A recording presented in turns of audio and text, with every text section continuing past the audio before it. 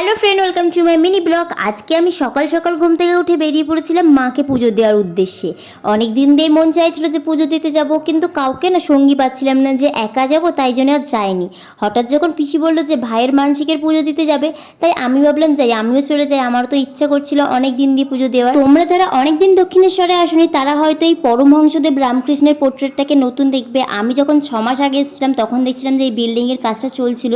এবারে যখন এলাম দেখলাম যে পুরো কমপ্লিট হয়ে গেছে। এরপর ডালা কিনে নিয়ে চলে গেলাম পুজো দিতে, আর ফোনটা তো বাইরে রেখে যেতে হয়।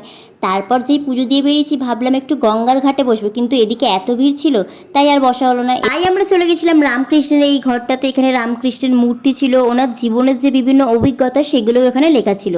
এরপরই আমি দেখতে পেলাম একটা সারদা মায়ের পোর্ট্রেট, আর এটাকে দেখে পুরো লাগছিল অরিজিনাল। আর এখানে সবচেয়ে আরেকটা জিনিস, যেটা বিশেষ জিনিস আমি দেখতে পেয়েছিলাম, সেটা হলো রানী রাসমণি যেই সিংহাসনে বসছেন সেই সিংহাসনটা। তো ভিডিওটা কেমন লাগলো জানিও।